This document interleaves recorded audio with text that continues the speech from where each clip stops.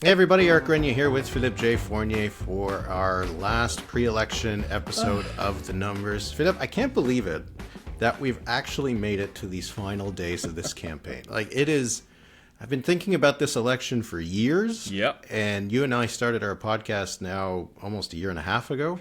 And here we are, 4 days out from Election Day. How are you feeling? I'm feeling tired and overwhelmed. I am feeling a bit sick of getting messages that tell me that I'm wrong everywhere because of course, I doubt my numbers all the time. But it's part of the game, and I know, Eric, and I think you will too, I know that I will miss it once it's over.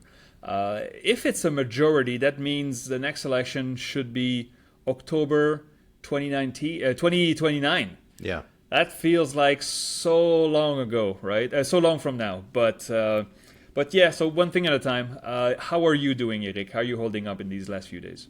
I'm feeling good, actually, with these last 2 days. I had a lull in the middle part of the campaign where I was feeling a little bit too much.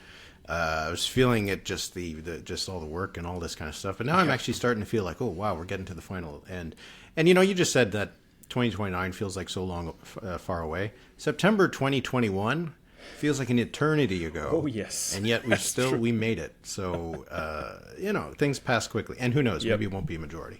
Maybe. That is what we are going to discuss today. So, as I mentioned, this will be our last episode before the election, our last public episode. We are going to have a members-only episode on Saturday. We're going to do a little bit more of a deep dive across the map. But today we're going to talk about where things are before we head into this final weekend, when we're expecting to hear from everybody. All the pollsters are going to put out some numbers. So people will have to follow 33acanada.com and the RIT and the poll tracker to find out where things are. But absolutely, let's look ahead and answer really the question we're getting the most often right now. I know what it is. Go ahead. Who is the margin tightening? Are things getting tighter? What do you think? The answer is yes, but it's within the margins. Like, if you have a 5-point lead that turns into a 4-point lead, that is not statistically significant. However, I would say this, and I know for conservatives hoping for a comeback, the conservatives really hit a ceiling. I mean, no pollster put them above 40% except for the occasional Main Street blip. It really seems that the ceiling of the conservatives is something like 39 point something.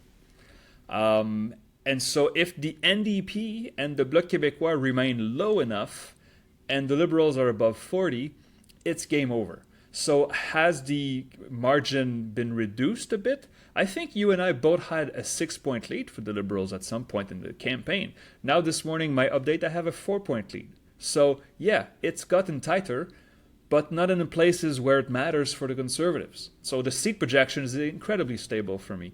The line fluctuates a little bit, but it's mostly straight. What about you, Eric? For me, I'm seeing that it is getting tighter, but not a lot. Because as you said, at the widest point, the Liberals were up by about 6 points. I think at some point I might have even had them ahead by 7. And now it's 4. Yeah. Right? So that's definitely a tightening. And I think we're seeing that. We're not really seeing as often from the daily trackers an 8-point lead. We're seeing more that it's that smaller lead. 3 to 4 points, though, is still a lead. Yeah. And again, we have to keep saying it. The Liberals were able to win an election when they lost by a point. That's right. Yep. So, that means they're technically ahead of where they were last time by about 4 or 5 points. And they weren't that far from a majority last time. So I feel like, yes, it's getting closer at the national level, but it's not really getting that much closer at the regional level. Yeah. Like in my average, still an 8-point lead for the Liberals in Ontario, still ahead by 14, 15 points in Quebec ahead of the Bloc. That's key. Still ahead by 20 points in Atlantic Canada. And despite everything, still ahead in British Columbia. Right now I have them ahead by about 3 or 4 points. So, the numbers have got getting a little bit tighter nationally, but it's not really changing the seat projection for either you or for me, right? We're still putting the Liberals pretty comfortably into majority territory right now. Well, yes, but I would make a little disclaimer here. Right now, this morning, I have 186 for the conservative, for the Liberals. Sorry, 186. So it's in majority territory, but that's 14-seat cushion. That's not huge. That means that a point or two, maybe in Quebec, that you drop, maybe a point or two in Ontario, and a point or two in British Columbia. Maybe those three-way splits don't go the Liberals' way. I really well could see the Liberals only winning a minority with this. Maybe a strong minority, but still a minority. I'm trying to find a path, and I've been asked from coast to coast, journalists, is there a path for the Conservatives? And my answer is yes, but the numbers would have to be wrong. Of course there's a path, but the numbers would have to be wrong by quite a bit. So yes, a tightening, but a tightening is not enough. The Conservatives have to lead, and they have to lead in Ontario. They have to make it closer in BC. Well, make it closer. They have to really be efficient in BC. Let's recall to everybody that the Liberals came up third in the popular vote in British Columbia last time, and they won the most seats. So if they win the popular vote in BC, well, yeah, that's a few pickups that would go a long way for a majority. Yeah, no, I agree with you that a minority is still very much the question. Yeah. My lower range is 165 for the Liberals, so that is below the majority threshold. So it is seen as a possibility that based on these numbers and with just a little bit of underperformance that they would end up below 172. Yeah. But it would still be the less likely scenario, right? We're both projecting... what are my odds this morning? Yeah, what are your odds? This morning I have, let me just pull it up, 74% chance of a majority for the Liberals right now. Okay. So that's a 3 in 4 chance. Yeah. That means a 1 in 4 chance that they won't win it. And knowing how the polls have tended to underestimate the Conservatives, you might give a little bit more of a chance that the Liberals fall short than the model, which in my system does not try to guess how the polls will be wrong. No. It treats every party as equally likely to have an error in the polls. So there is maybe, I don't know, 1 in 3 chance, I guess, maybe that the Liberals would actually fall short of a majority. But it's still the less likely outcome. And I'd say their odds of a majority are quite a bit higher than they were in 2021. Yes, they are. Oh, absolutely. It was not the most likely outcome in 2021. So I think, didn't you say you had a 17% chance of a majority, like a dice roll, basically? I had about the same numbers. Right now, I have 68% odds of a Liberal majority. So you and I are very close. 2/3 of scenarios end up with a Liberal majority.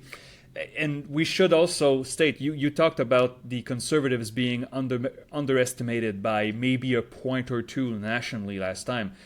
It was mostly because of Alberta and Saskatchewan. Yeah. Right? You remember the regionals in Quebec and Ontario, they were really good. And in in Alberta, instead of having 58%, the Conservatives were at 65%. That did not make that much of a difference nationally, but it adds up in the end, right? If we see the same thing this time, maybe it means that the Liberals do not get an extra seat or two in Edmonton and Calgary, and maybe they're actually not in the running in Regina, Wascana, or whatever, right? So maybe it shaves off 2 or 3 seats from the Liberals total, but when you have a cushion of 15, 20 seats, then you can afford to lose that. But speaking of Saskatchewan, Pierre Poilievre is doing an event this evening in Saskatoon. That is an odd choice for me in the last week of the campaign for a Conservative leader. Really? Edmonton or Calgary would at least seem to make more sense. So anyway, maybe some of those polls we saw about Saskatoon, maybe the Conservatives are seeing some of the same numbers. But there are 3 seats in Saskatoon, so perhaps they sense some danger in there. But also, I guess if you want to have a big rally, it's a place where I think a lot of people could show up. But I follow the itineraries, but I missed that one. Oh, that's interesting. What is he doing in Saskatchewan in the last, just before the last weekend? I mean, did you see Carney's itinerary yesterday or the day before? He was in Quebec City, and then in Trois-Rivières, and then in Granby, and he had the rally in Laval, and I think he went on the north shore of Montreal just before. Just except for Laval, just block territory, right? Completely on the offensive. And then he flew to Victoria, and then he went into Surrey. So Surrey would be playing defense, but you know as much as I do that Surrey changed a lot since the last federal election politically. So for me, it's still a bit of offense in there. The provincial Conservatives, Mr. Rustad and his team are, I mean, I think it would be safe to say that outside of Alberta and Saskatchewan, it's the most closely aligned party with the federal Conservatives. And we remember that the Conservatives did really well in Surrey. So this itinerary tells me that the Liberals feel pretty confident to go on the attack again. Okay. Do you want to do any? Let's just quickly go over where our projections are, and then we're going to do a bit of a party-by-party look at what each of them is fighting for in this case. So for me, just before you start, I have to tell you because I'm in Toronto, and of course I met a lot of people at the CBC You're building. there to go cheer for the Maple Leafs, right? No. I was going to go to a Blue Jays game, but they're in Houston, so I missed it. But no, but I met a lot of people that I had only spoken to. And I was told by many people, oh, great podcast, by the way. You guys do the most polite trash talking in Canadian politics. And I was like, I have to remember that line. The most polite trash talking. So let's do it, man. Okay. Go ahead. Here's my trash talk. I'm politer than you. I'm more polite. So, okay. Our projection. So this is as of April 24th. Things will change quite a bit. Well, they should change. We don't know if they'll change actually a lot. I was looking at it today. My projections 4 days out in both 2019 2021 weren't that different from where things ended up on the end of it. So anyway, I have 190 seats for the Liberals, 125 for the Conservatives, 22 for the Bloc, 5 for the NDP, 1 for the Greens. How are you different, and in what ways are you wrong? We disagree on the Liberals by 4 seats. I have 186. Conservatives 124. You have 22 for the Bloc. I have 24. But there are some. I mean, the Bloc range for me goes from 14 to 32. Yeah. Like it's worth mentioning that there's a lot of toss-ups. 32 is what the Bloc had last election, and 14 would be a disaster for the Bloc Québécois, and it would not take much for the Bloc Québécois to go either way. I have the NDP still higher than you at 8, but again, that range goes from 2 to 15, and I think you can agree that if the NDP wins 15 seats on Monday night, you know, they will push. It will be losses, but they will push a sigh of relief. But if they win 2, 3, or 4, if they're battling the Green Party for last place, that could be a sad night for them. Yeah. And I have 1 for the Greens, same as you. So we are relatively close. I wonder where you'll be wrong, but I guess we'll see on Monday night, right? So. Or maybe I'll be completely right. But, you know, if we end up only 4 seats apart, it's going to be a little bit right by, like, Price is Right, whoever was a bit closer. Because if it ends, maybe it'll end up right in the middle, and then we can that would be funny, right? That would be funny. Well, then I win, because Price is Right rules is if you bust, you got nothing. Yeah. So. Anyway, if that's the case, people should start aggregating us. That's a good idea. Yeah, that could be it. All right. Well, we haven't seen much differences in the past, and that's pretty much where things have been for a while. So why don't we start looking at it party by party? Yeah. Should we start at the bottom or the top? What do you think? Let's start at the bottom. Okay. So, okay. Who's at the bottom? Are we talking about the Greens? Yes. Well, yes, we are talking about the Greens. Okay, Eric, what is a good night for the Greens? What is the path to a good night for the Greens for you? Good night for the Greens is that their 2 MPs get reelected. Everything else is a bad result, and it seems unlikely to me that anything else is a likely outcome. So Nanaimo Lady Smith, anything better. Nanaimo Lady Smith, Mr. Manley, it's tough, right? I don't know. I mean, the Greens have put out some polls that suggest they're kind of in it, but yeah, I really feel like it's going to be a challenge. If they win a 3rd seat and their vote is below 2%. Oh my God! I guess that's a win. I don't know. Like, they're polling right now at 2%, and They only have candidates in 2/3 of ridings, so they'd be lucky to get 2%. Yeah. I think that, sure, if they win and I'm a Ladysmith, it ends up being a really great night for them, I suppose. But I don't know how this is anything other than a disaster of an election. The last one, things seemed to be falling apart.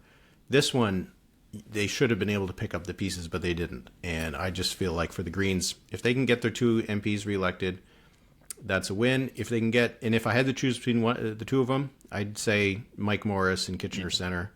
In part because he's more of the future. Elizabeth May is a bit of the past, and even the fact that they put Jonathan Pedno forward suggests that. So, best night, Nanaimo Ladysmith, decent night, 2 reelected. Sigh of relief, at least Morris is reelected. I think that would be how I'd look at things for the Greens. Where would you put the bar for Monsieur Pedno in Outremont? Double digits? Yeah. If he gets 12%, is he I got 12% in a very red riding? That's decent, right?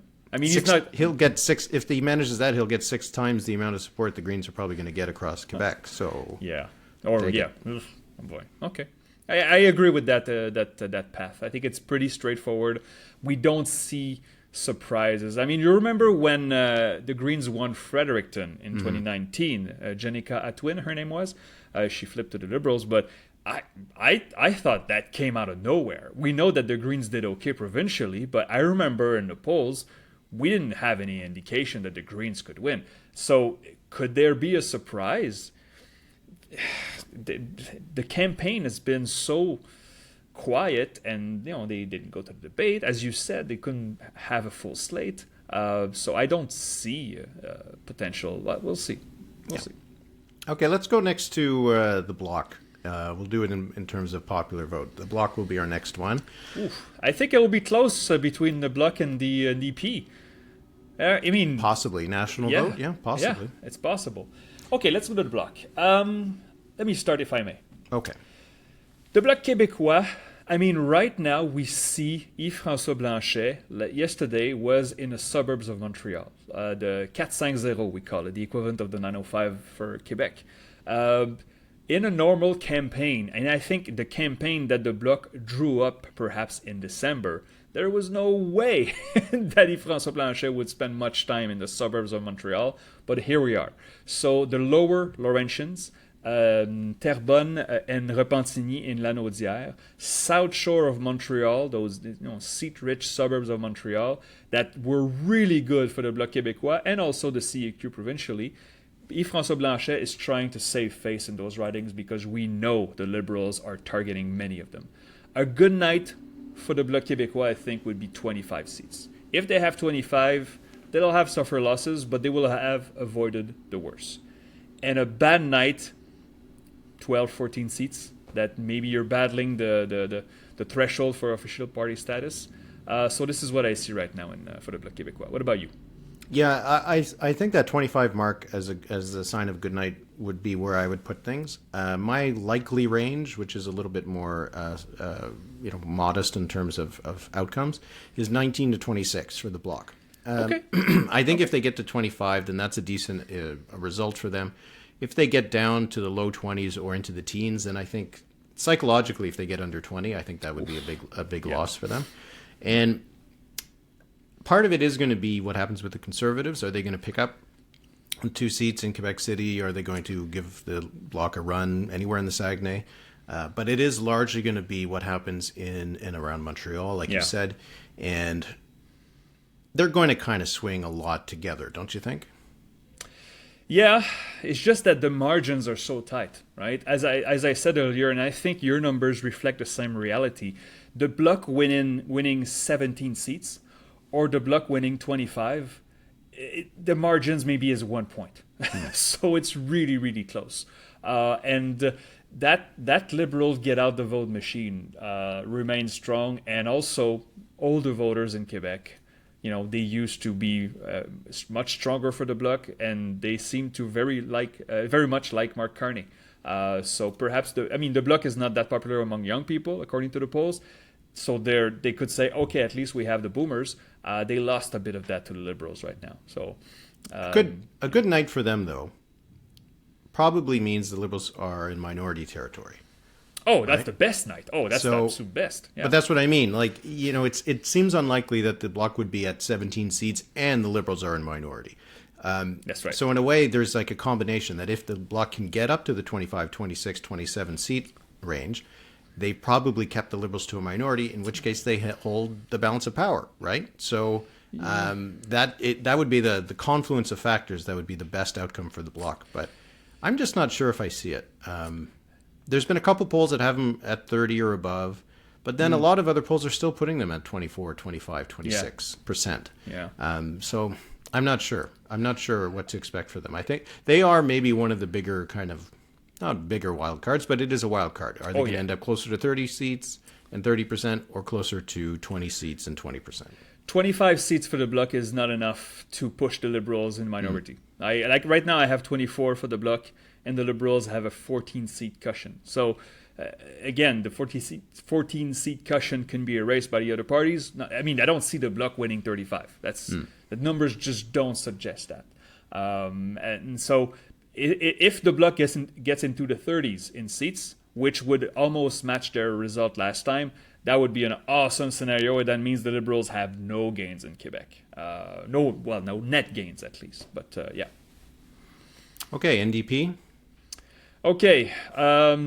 Okay. So what's a good night for the NDP?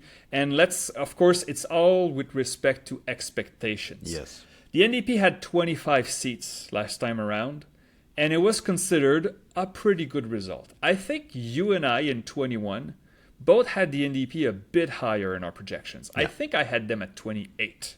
I had them at 30 or something. Sorry. Okay, so we were close, but we both overshot the NDP seat. Which we should remind to all those New Democrats who think that we always undershoot the NDP. Not always the case. They're not happy with it. It's that damn Ontario election, man. That's I mean, we nailed the NDP in Saskatchewan. We did it. I think both. We had a pretty good result in Manitoba, the NDP Manitoba, and also in BC. But we missed a bit in Ontario, and they will never forgive us. But no. We'll hear it in 10 years. They'll still be talking about it. What's a good night for you for the NDP? Like a night that Jagmeet Singh goes to the podium, pushes a sigh of relief, and say, "Well, that could have been worse." What's your number? 12. It's 12? It's got to be 12. It's official 12. Party status in the House of Commons. Anything less, sure, if they win 11 seats, they'll have been better than what we were projecting. But they would still not be an officially recognized party in the House of Commons. So it has to be 12. And 12 is not going to be easy for them. No, it's not impossible, but it's not going to be easy for them. I made a list of the ridings that could get them to 12. I did too. Okay, let's go through it. You want to go first? Sure. Okay, well, here I have them in tiers. So my easiest tier is the three that I say are like the hard rock that they'll have. It's Rosemont-la-Petite-Patrie. Okay. It is Vancouver East. Okay. And it is Edmonton-Strathcona. So that's the bedrock. That's my top three also. Okay. And then for my next three, I had Hamilton Centre, London Fanshawe, and those were the only ones I had in my next tier. Oh. Because that's what gets me up to 5, the 5 that I currently have. Okay, I have Elmwood-Transcona in there. You don't, right? It's in my next tier. Okay. I have Elmwood-Transcona, Hamilton Centre, and Windsor West as my second tier. But okay, go ahead. Third tier. Third tier would be Windsor West, Elmwood-Transcona, Winnipeg Centre, Courtenay Alberni, Cowichan Malahide Langford, New Westminster, Burnaby, Mallardville, and Nunavut. That's how I get to 12. You did not. I'm wondering if you did not mention Vancouver Kingsway. It has to be in there, right? I don't. I have it in my next tier. Really? Yeah. Holy crap. Okay. Now, when I'm thinking about maybe I could exchange one of them for the Vancouver Island ones. But wow. The idea behind that is that the Liberals are up so much in BC that and especially when you think about some of that strategic voting, right? Will voters in Cowichan and Courtenay Alberni be more likely to stick with the NDP than in Vancouver Kingsway, where there's not really a reason to? The Conservatives aren't going to win it. Anyway, that's my path. Wow. What are yours? Well, just okay. So the order looks like yours. Rosemont-la-Petite-Patrie is 1. Strathcona in Edmonton is 2. Vancouver East is 3. Elmwood-Transcona, I consider the fact that it held in the by-election. And the NDP is terrible in by-elections. And the Liberals are not competitive. So if there is strategic voting, this is one of the few that would benefit the NDP.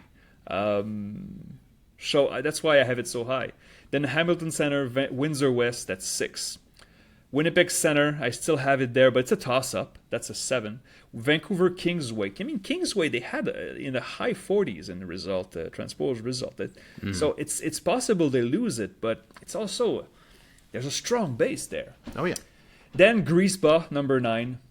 Churchill, Kiiwetinook, Aski. That's Nikki Ashton, number 10. London Fanshawe, number 11. That may be a bit too low for London Fanshawe. It should be a bit higher. My 12th would be New Westminster, Burnaby, Maillardville. And my 13th is Berthier-Masquinongé, and I don't think that's happening. So. No, I don't think so either. Yeah. So anyway, we have similar numbers. My gut probably says they have a better chance at Kingsway than they do in either the Vancouver Island seats, but nevertheless, those are what the numbers show. Just for fun, does your list stretch to Burnaby Central? No. Mine is 19th. So Jagmeet Singh, I mean, perhaps he has a huge leader bonus that we're missing. I already give him a leader bonus, but it's 19 on my list for the NDP. So yeah, I think that's what it really comes down to, whether these incumbents are going to survive or not. And, you know, you look at the vote. Right now I have them at 8.8%. In both of the last elections, so in both 2019 and 2021, using the same model, I overestimated the NDP support by 2.3 points in both campaigns. Yeah. Could you imagine them at 6.5% on election night? If it's 6.5, we're talking about 3-4 seats. Yeah. Wow. So anyway, any official party status would be a good night. I think if they beat our projections, they'll be happy about it. Yeah. And anything else than that, it's not impossible. The NDP, the federal NDP is not the Ontario NDP. No, it's not these other parties. You know, if you project them at, what is your projection, 5 seats for the NDP? If they get 12, you'll never hear the end of it. You know that, right? Yeah. Okay. I know. All right. It's all right. Okay. Conservatives. Where do you want to start? Well, I think that our frame so far is good. What's a good night for the Conservatives? What's a good realistic night for the Conservatives? Okay, I have in my model this morning. Let me just pull this up. In my model this morning, I have a 10% chance that they win a plurality. It's a bit high, but since the tightening that we talked about, it's real. We said it's real, but it's not enough, right? And so it went from 6, 5, 8%, and now it's 10%. So a good night is that the polls underestimated them, and they win a very weak minority. Like 148 seats or something, or maybe 150. That's possible. And then we have a parliament. We're going back into an election maybe next year. Not so bad for us. Not so bad for us, but I think a lot of people will roll their eyes. But for the Conservatives, that would be a good night. Again, we're not saying that things are impossible, that Monsieur Poilievre could win 168 seats. It's just for that to happen, the numbers would have to be grossly wrong, not just a little bit wrong. Yeah. But that's a good night for the Conservatives. They split Ontario. They defend in Atlantic Canada. They have a few pickups at the expense of the Bloc in Quebec. They win most seats in BC, and they also hold off the Liberals in Edmonton and Calgary. That's a good night for the Conservatives. Yeah. For them to win, as you said, it is, we got some explaining to do kind of thing. The polls are off. Not us. No, of course not us. No one's going to blame us. It means the polls were off. Yeah. That is the good night. Unless we see a big surge over the last weekend, it would mean that the polls are off. And by a lot, as you said. Yeah. Because they probably need to win by 3 or 4 points to win the most seats. And that means that the polls need to be off by 6, 7, 8 points in a net error, which would be huge. Yeah. And a good night, though, a realistic good night for them. Yeah. One where I think that they could say, you know what, we we did better than people kind of expected and can be kind of happy with what we did and pulled out at the end, I think would be if they keep the Liberals to a minority and maybe get over 40% of the vote, which is incredible that would be just a good night. But I think that is actually quite achievable because I have them at 38.5%. Yeah. And for them to overperform the polls by a point and a half would be completely normal. Yep. The Liberals are also probably going to beat their polls if I had to guess. Yeah, me too. Not as much. But anyway, you could see a scenario where the Conservatives get 40% of the vote, they get 135 seats, and the Liberals are in the 160s. And I think that would be considered a pretty decent result for them in the context of where things are now. Of course. I think that in the context of where things were in January, they are only going to have a bad night. Yeah. Well, yeah. I mean, they're not going to win a majority. So even if they manage to win a minority, that would be not. They were going to win 230 seats just a couple months ago. Yeah. Okay, I'm going to take your scenario. I'm going to pimp it up a bit. Just one thing, okay? I think a better night to what you describe is that the Liberals are held to a minority and the NDP doesn't have the balance of power. So that we can hear endlessly, oh, the Liberals are aligning with the separatists. Because we're going to hear that a lot. And Yves-François Blanchet would smile so much that if the Conservatives do that. So that would be, I think, a very good scenario considering the context right now for the Conservatives. Yes, I agree. What about a bad scenario? I mean, we saw the reports in the Toronto Star and the Globe and Mail that apparently the party is pouring resources into Carleton to try to save Pierre Poilievre, which I find hard to believe. But me too. Not that I don't believe the reporting, that I believe that they're actually in danger to lose it. But as I mentioned, he's in Saskatoon. I'm not sure why he's going to Saskatoon. His party's apparently worried about Carleton. So what if it is instead, could we be in a scenario where they end up at 105 seats? 37% of the vote. Yeah, it could. I mean, your projection range. What's the low reasonable range for the Conservatives? The low reasonable range is 109. Okay. Mine it's 92, but that's my unreasonably low range is 98. Okay. That's polling error. The Liberals beat their polls and get like 46% of the vote, and the Conservatives drop a couple points. I mean, a bad. I think. Okay, so we're comparing bad scenarios, and we're trying to think realistic worst scenario. For me, a bad scenario would be the Liberals win 2 seats in Saskatoon, and they win 8 in Alberta. Now, let's say 5 in Edmonton and 3 in Calgary, and suddenly there are cracks in the base of the Conservatives, right? So that would be a really bad night. And also, if we have the first results on Monday night, and in the Atlantic provinces, again, the score was 24 seats for the Liberals and 8 for the Conservatives. If it becomes 30-2 or something, that means they can't even hold off. What would be... there are rural voters in Atlantic Canada, and rural voters usually in this country, lean conservative. If they cannot even win in Nova Scotia, where they just elected with a massive majority a progressive Conservatives, that for me, that's the worst night for the Conservatives. So. Yeah, I think we'll get an early indication there. So it's a big range of outcomes. Let's go to the Liberals with another big range of outcomes. Okay. I have a few ideas. Okay. Can I go first, or you want to go? No, go. No. I'm curious what you were going to say. I didn't know. Okay. So there are a scenario that can be very good and also very bad at the same time. That's possible. If the Liberals really surprise us, everybody underperforms and they overperform, and they win like 205 seats, they'll have fun for about 3 weeks, celebrate the victory, and gloat in how good they are. And then you're going to have a lot of MPs says, hey, I just want a seat in Saskatoon. How come I'm not in cabinet? And they're going to have the problems that François Legault has been having with a cabinet that's too large. That's a good scenario electorally for the Liberals, but that could bring its share of problems further down the road. Also, it looks like we're gonna go into tough economic times, and that's never beneficial for a sitting government. It's maybe beneficial for a campaign, but not while you're in government. So I could see this. I could see in a good scenario for the Liberals, things go sour very quickly. I think that that's true, and also just historically, a fifth term is extremely hard to win, and so I would say that When was the last time? Was that Mackenzie King? 5 elections in a row? 5 in a you'd row? have to go back to probably Saint Laurent, and wow, yeah, I think he would have been the last one. Yeah.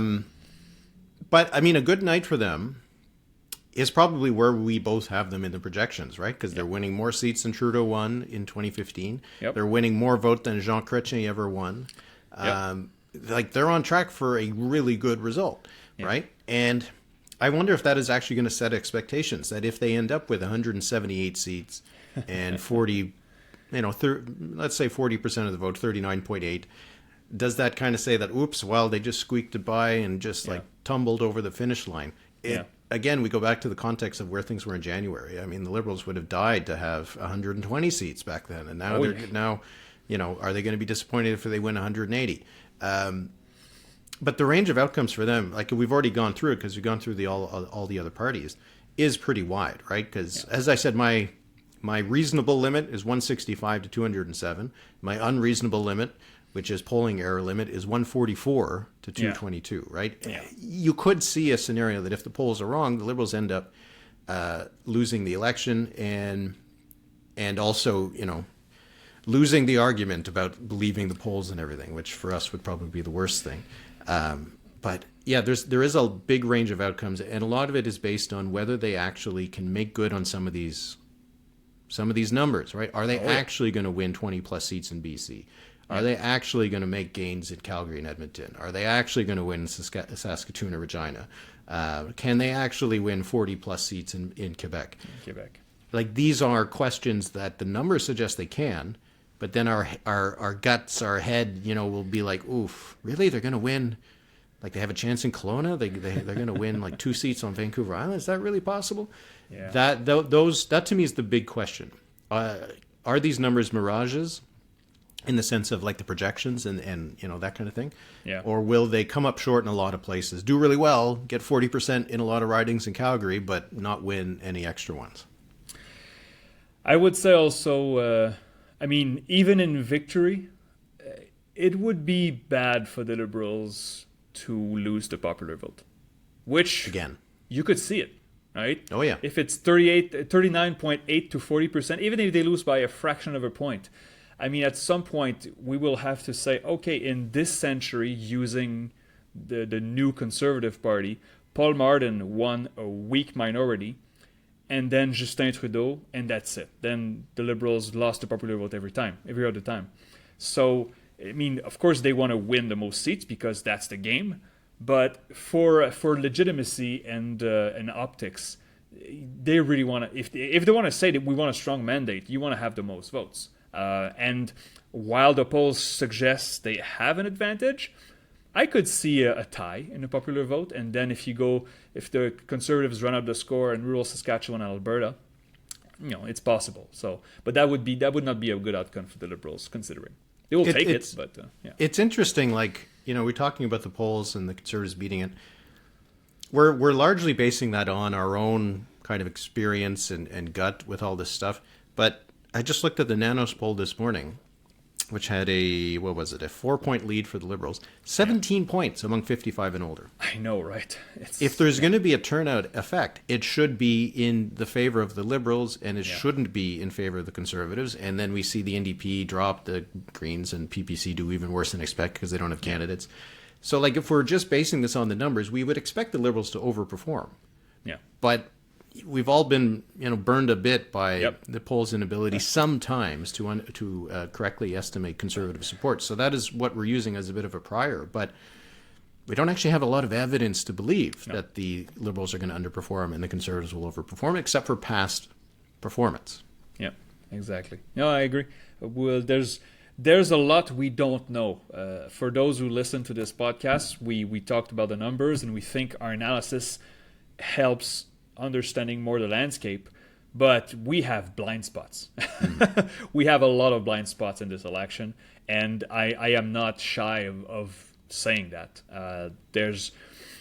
by the way, my average score since I launched 338 is 89 point something percent, close to 90%, right?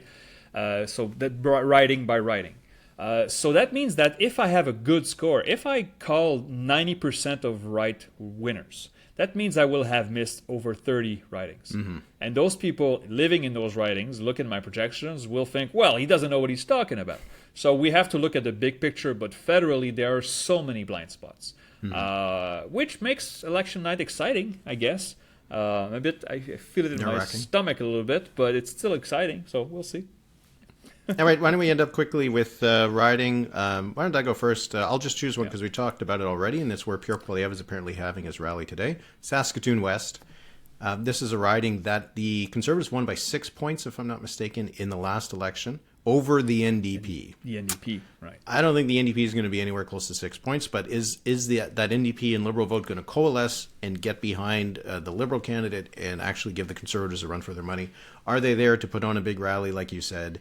Or are they there because they actually are worried about some of those seats in Saskatoon? I wouldn't have thought it, but I'm very curious to see what happens in Saskatoon on election night. Oh my God! So my previous ridings of the day were mostly out west. I'm gonna choose one here in Quebec: Abitibi, Baie-James, Nunavut, AU. So this is a Bloc seat. The Bloc won it by 12 points in the last election, 38 to 26. The NDP had 12% of that riding. So right now, if you look at the swings in Quebec, and the NDP, of course, being cut in half or about cut in half, this is a toss-up. And the Liberals could maybe win this, which would be a first since, I don't remember, 2015, the NDP won that riding. So we'll have to go back again, like many, many years, even decades. Toss-up for me, Abitibi, Baie-James, Nunavut, AU. So, you ever been there? No, I haven't. I took a road trip up to Radisson. I went to go look at the that must have been something. It was something. It was an incredible country up there, just so big. And it was the longest car ride I've ever done all by myself. It was very scary. Oh, you were alone? Oh my God. Okay. Anyway, that will be it for this episode, and it'll be it for the campaign. We're going to have our special episode on Saturday. If you want to listen to that, go to thenumberspod.ca, join the Patreon. You'll get that episode. You can join the Discord. We'll be back with an episode after the election. We're aiming for Wednesday, because we're both going to need to recover on Tuesday. Yeah. And we'll go over the results in detail with a little bit of recul, a little bit of space. But thanks to everybody who have been following us throughout this campaign. We hope that you'll stick with us after the campaign. There's going to be still so much to talk about. Oh, yeah. And I'm really looking forward to it. And Philippe, thank you for joining me on this adventure for the last little while. And I can't wait to keep it going. Absolutely. How many more elections are we doing? It's going to be a dynasty. The numbers dynasty. We're never stopping this. Never, never, never. So, merci beaucoup tout le monde. Merci beaucoup, Eric. Talk to you soon on Saturday for the special episode. Oh, and go out and vote. Yeah.